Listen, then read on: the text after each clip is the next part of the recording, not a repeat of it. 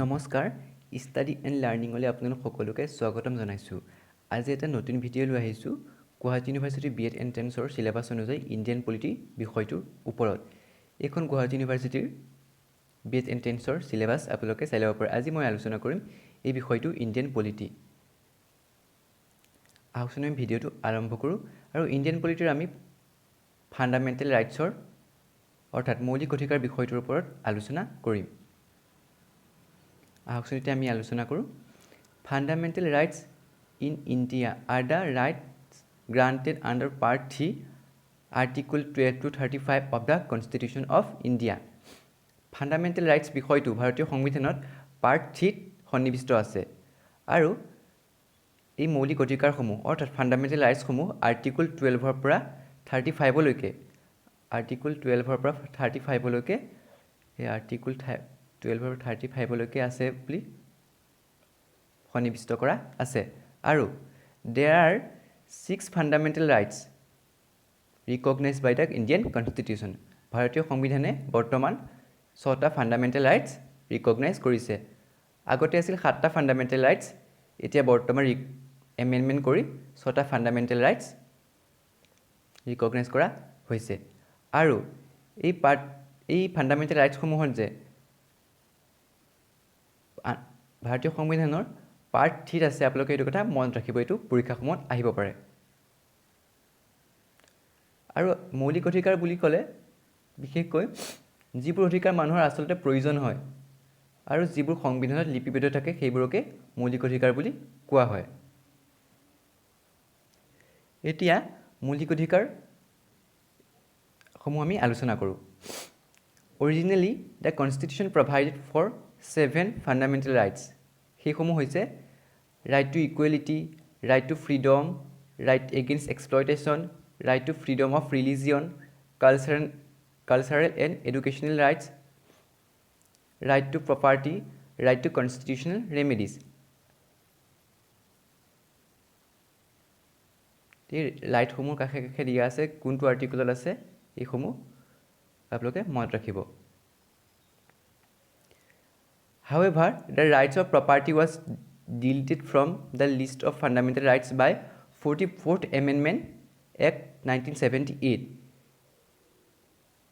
সেয়া আমি পাইছোঁ যে আগতে ভাৰতীয় সংবিধানত সন্নিৱিষ্ট মৌলিক অধিকাৰৰ সংখ্যা আছিল 7টা, বৰ্তমানে এই 44th এমেণ্ডমেণ্ট অৰ্থাৎ 44তম সংবিধান সংশোধনীৰ জৰিয়তে অৰ্থাৎ এমেণ্ডমেণ্ট কৰি 1978 চনতে এই ৰাইট টু প্ৰপাৰ্টি অৰ্থাৎ আৰ্টিকল 31ত যে আছে ৰাইট টু প্ৰপাৰ্টিটো ডিলিট কৰা হৈছে আৰু সেয়েহে এতিয়া বৰ্তমানে ভাৰতীয় সংবিধানত সন্নিৱিষ্ট 6টা মৌলিক অধিকাৰ পোৱা যায়। It is made a legal right under article 300A in part 12 of the constitution. So' at present there are only 6 fundamental rights. এইটো কথা আপোনালোকে মনত ৰাখিব, ভুল নকৰিব। কিছুমান 7টা আছে ক'ৰবাত কিছুমান কিতাপত, সেইবোৰ কিন্তু 6টাহে, আচলতে মৌলিক অধিকাৰ 6টা। এতিয়া আমি ৰাইট টু ইকুৱেলিটিৰ বিষয়ে আলোচনা কৰিম। The right to equality provides for equal treatment of everyone before the law, prevents discrimination on various grounds, treat everybody as equal. Right to equality মানে হৈছে আইনৰ দৃষ্টিত সকলো সমান আৰু সকলোকে সমানভাৱে ট্ৰিট কৰিব লাগিছে আৰু সকলোকে সমানভাৱে ব্যৱহাৰ কৰিব লাগিছে, কোনো সৰু বৰ নাই। কাষ্টৰ ক্ষেত্ৰতেই হওক বা বিভিন্ন ধৰণৰ সেই সকলোৰে ক্ষেত্ৰত প্ৰত্যেককে ইকুৱেলভাৱে ট্ৰিট কৰিবলৈ ভাৰতীয় সংবিধানে প্ৰকাশ কৰিছে। এতিয়া আমি ৰাইট টু ইকুৱেলিটিত কি কি আছে পঢ়োৱা হওক। Right to equality article 14 to 18লৈকে সন্নিৱিষ্ট আছে। Right to equality consist of equality before law and equal protection of loss.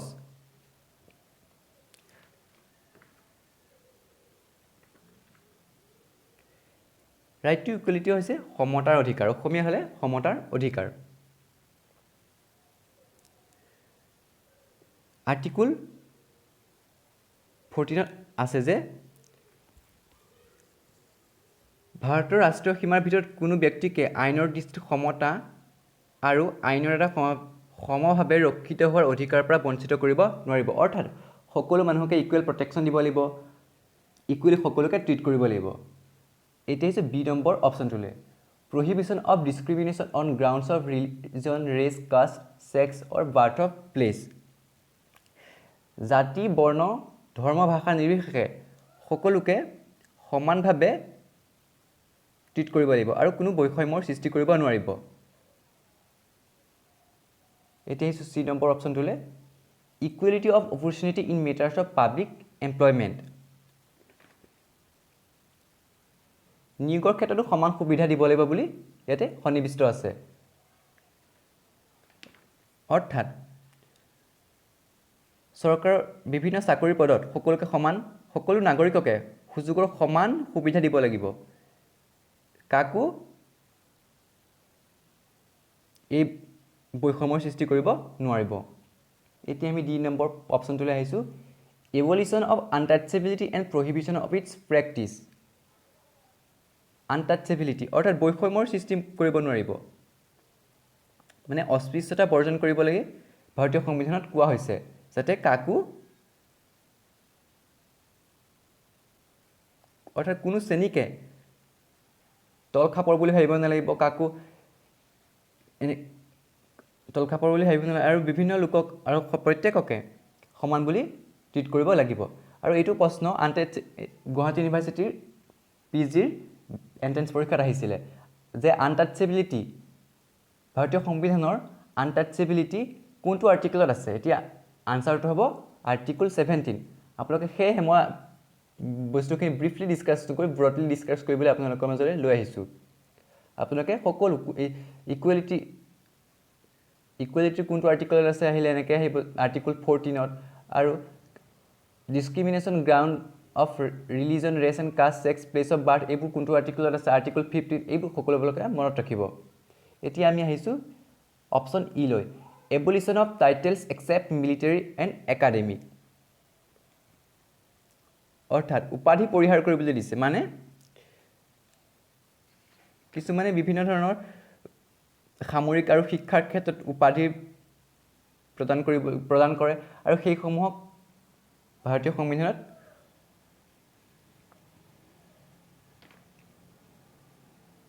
পৰিহাৰ কৰিবলৈ প্ৰকাশ কৰা হৈছে এতিয়া আমি আহিছোঁ ৰাইট টু ফ্ৰীডম ভাৰতীয় সংবিধানত ৰাইট টু ফ্ৰীডম আৰ্টিকল 19ৰ পৰা 22 লৈকে আছে এতিয়া আমি আহিছোঁ অপশ্যন এ লৈ protection of 6 rights regarding freedom of speech and expression assembly association movement residence and profession অৰ্থাৎ আমাক বাক স্বাধীনতা প্ৰদান কৰা হৈছে মুক্তভাৱে চলা ফুৰা কৰিবলৈ স্বাধীনতা প্ৰদান কৰা হৈছে আৰু চৰকাৰী চাকৰিৰ ক্ষেত্ৰত আৰু ব্যৱসায়ৰ ক্ষেত্ৰত সমান অধিকাৰ প্ৰদান কৰা হৈছে আৰু ভাৰতবৰ্ষৰ চাৰিসীমাৰ ভিতৰত যাতে প্ৰত্যেকজন নাগৰিকে মুক্তভাৱে চলা ফুৰা কৰিব পাৰে তাৰ বিষয়ে কোৱা হৈছে আৰু এছ'চিয়েশ্যন অৰ্থাৎ সংস্থা বা সংগঠনসমূহত গঠন কৰাৰ সুবিধা প্ৰদান কৰা হৈছে এতিয়া আমি আহিছোঁ বি নম্বৰ পইণ্টটোলৈ protection in respective of conviction for offences অৰ্থাৎ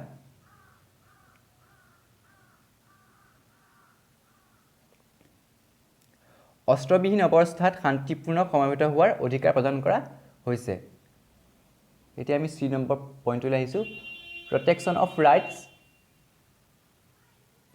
লাইফ এণ্ড পাৰ্চনেল লিবাৰ্টি অৰ্থাৎ ব্যক্তিগত স্বাধীনতা প্ৰদান কৰিবলৈ ভাৰতীয় সংবিধানত কোৱা হৈছে ৰাইট টু এলিমেণ্টেৰী এডুকেশ্যন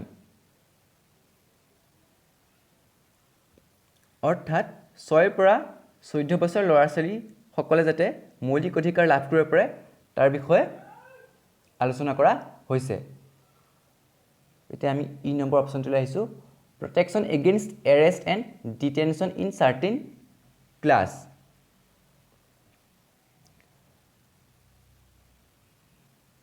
অৰ্থাৎ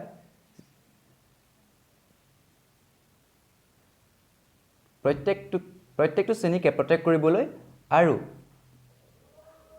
কোনোবাই যদি এই আইনসমূহ ভায়োলেট কৰে তেওঁক এৰেষ্ট কৰিবলৈ ভাৰতীয় সংবিধানত দাবী উত্থাপন কৰা হৈছে। এতিয়া আমি আলোচনা কৰিম ৰাইট এগেইনষ্ট এক্সপ্লইটেশ্যনছ। ৰাইট এগেইনষ্ট এক্সপ্লইটেশ্যনছ অৰ্থাৎ শোষণৰ বিৰুদ্ধে অধিকাৰ। ভাৰতীয় সংবিধানৰ আৰ্টিকুল 23 পৰা 24লৈকে এইসমূহ সন্নিৱিষ্ট কৰা হৈছে। Prohibition of traffic in human beings অৰ্থাৎ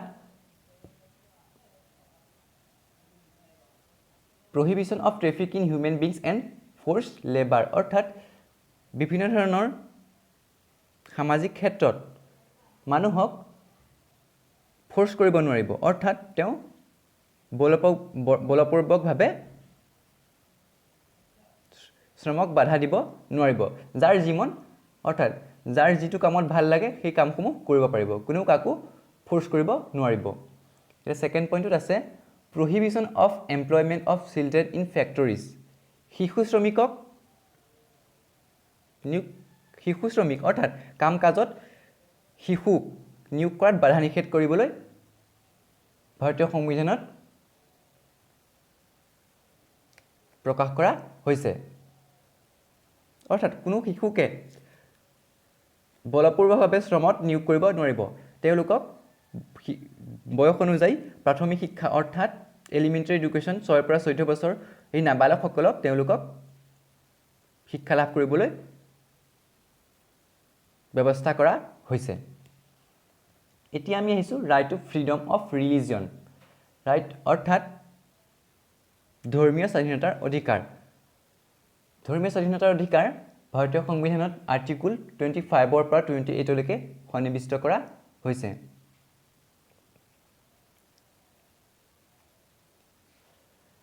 এতিয়া এ নম্বৰ পইণ্টলৈ আহিছোঁ freedom of conscience and free profession practice and propagation of religion.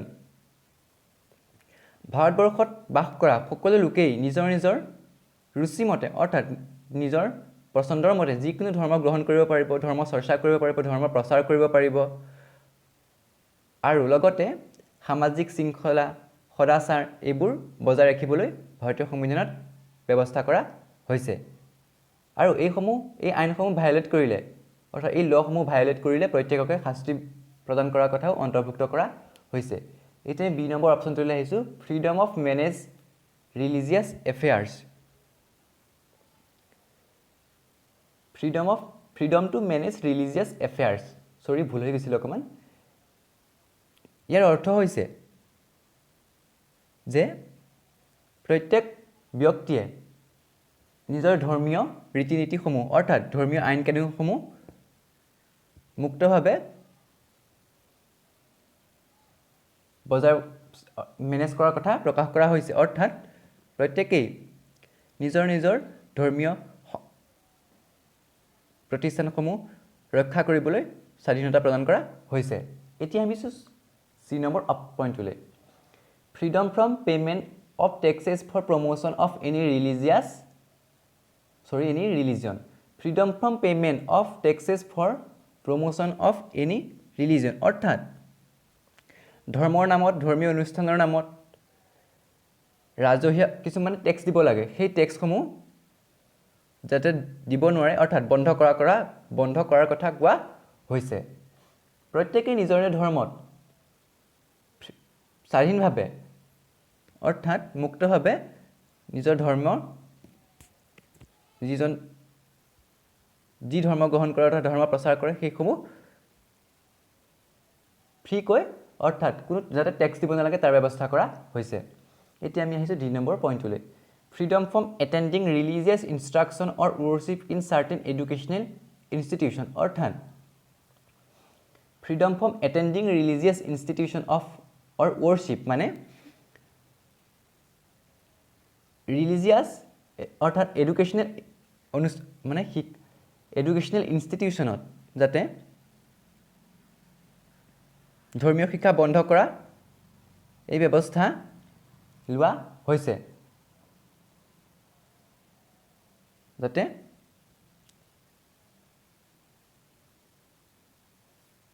চৰকাৰী পৃষ্ঠপোষকত গঢ়ি উঠা অনুষ্ঠান নাইবা চৰকাৰে অনুদান দিয়া শিক্ষানুষ্ঠানত ধৰ্মীয় শিক্ষা বন্ধ কৰাৰ কথা কোৱা হৈছে। যদি চৰকাৰী স্বীকৃতি নাইবা সাহায্য পোৱা কোনো শিক্ষানুষ্ঠানত ধৰ্মীয় শিক্ষা ব্যৱস্থা কৰা আছে, সেইসমূহত ছাত্ৰ ছাত্ৰীসকলে যাতে আৰু অভিভাৱকৰ সন্মতি অবিহনে যাতে কোনো ছাত্ৰ ছাত্ৰীয়ে ধৰ্মীয় শিক্ষা দিব নোৱাৰে, তাৰ ব্যৱস্থা কৰা হৈছে। এতিয়া আমি আহিছোঁ কালচাৰেল এণ্ড এডুকেশ্যনেল ৰাইটছ, অৰ্থাৎ সাংস্কৃতিক আৰু শিক্ষাৰ অধিকাৰ।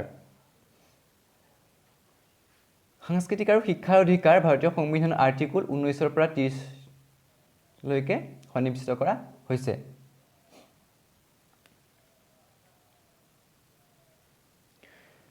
এতিয়া আমি প্ৰথম পইণ্টলৈ আহিছোঁ, protection of language, script and culture of মাইনৰিটিজ।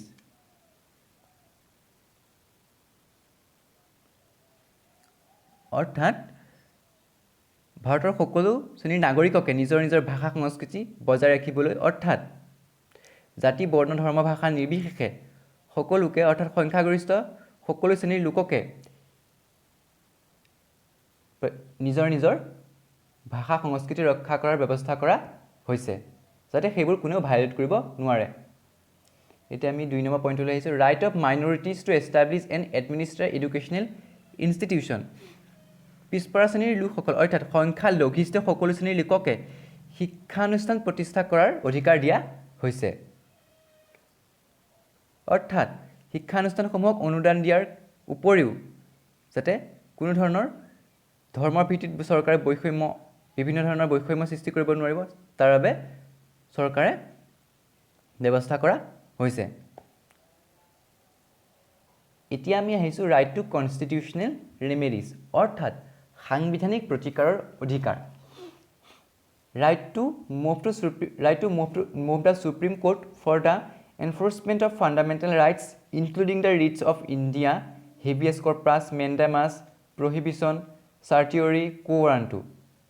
ইয়াৰ অৰ্থ হৈছে যে ভাৰতৰ নাগৰিকসকলে অধিকাৰ ৰক্ষাৰ কাৰণে, অৰ্থাৎ কোনোবাই যদি তেওঁলোকে ভাবে যে তেওঁলোকৰ অধিকাৰ ভায়োলেট কৰা হৈছে, সেইবাবে তেওঁলোকে নিজৰ অধিকাৰসমূহ ৰক্ষা কৰিবৰ বাবে তেওঁলোকে আদালতৰ, অৰ্থাৎ সুপ্ৰিম কোৰ্টৰ ওচৰ চাপিব পাৰে। কোনো ব্যক্তিকে আৰু বিভিন্ন ধৰণৰ ইনষ্টিটিউশ্যন, যে সংস্থা, তেওঁলোকে ভাবিব, অৰ্থাৎ তেওঁলোকে অনুভৱ কৰে যে তেওঁলোকৰ নিজৰ অধিকাৰসমূহ কোনোবাই ব্যাহত কৰিছে, তেতিয়া তেওঁলোকে উচ্চতম ন্যায়ালয়ত গোচৰ ৰুজু কৰিব পাৰে। আৰু হেবিয়াছ কৰ্পাছ, মেণ্ডামাছ, প্ৰহিবিশ্যন, কিয় ৱাৰাণ্টো, চাৰ্টিয়ৰি, এইসমূহ, অৰ্থাৎ পৰোৱানা বুলি কয় এইসমূহ জাৰি কৰি নাগৰিকসকলৰ অধিকাৰ ৰক্ষা কৰিব পাৰে। আৰু কোনো লোকে যদি বেআইনীভাৱে, অৰ্থাৎ তেওঁলোকে এই অধিকাৰসমূহ